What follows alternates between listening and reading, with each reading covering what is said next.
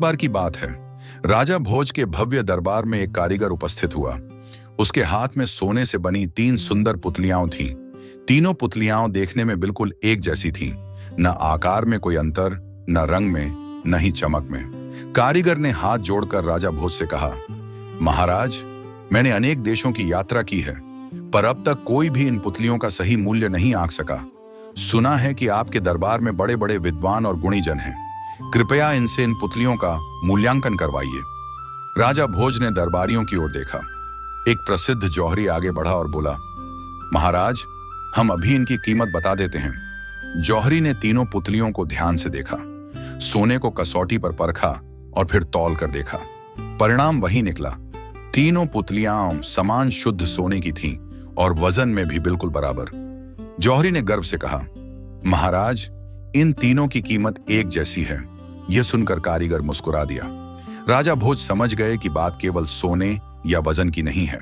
यदि ऐसा होता तो यह कारीगर इतनी दूर दूर की यात्राएं करके यहां क्यों आता। दरबार में सन्नाटा छा गया। पंडितों, विद्वानों और बुद्धिमानों ने पुतलियों को बारीकी से देखा, पर कोई अंतर नहीं खोज पाए। राजा भोज निराश हो गए और बोले, मेरे दरबार में इतने विद्वान हैं, फिर भी सही मूल्य नहीं निकल पाया। यह बड़े दुख की बात है। तभी महाकवि कालिदास आगे आए। उन्होंने पुतलियों को ध्यान से देखा, आंखों को देखा, फिर कानों को देखा। उन्हें कुछ सूझा। कालिदास ने एक सलाई मंगवाई और पहली पुतली के कान में डाली। सलाई सीधे दूसरे कान से निकल आई। कालिदास बोले, महाराज, इस पुतली की कीमत 3 कौड़ी है। फिर दूसरी पुतली के कान में सलाई डाली गई। इस बार सलाई मुंह से बाहर आ गई।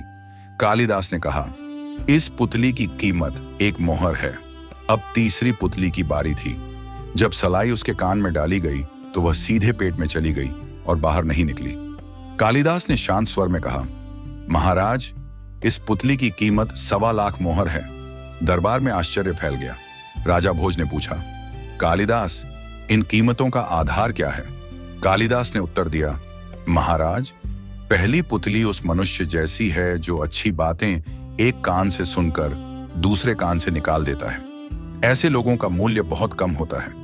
दूसरी पुतली उस मनुष्य जैसी है जो अच्छी बातें सुनता तो है, पर केवल दूसरों को सुनाने में ही लगा रहता है, अपने जीवन में नहीं उतारता।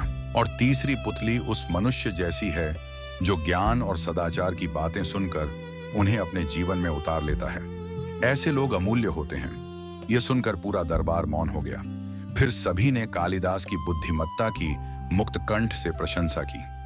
कहानी का संदेश जो सुनकर बदल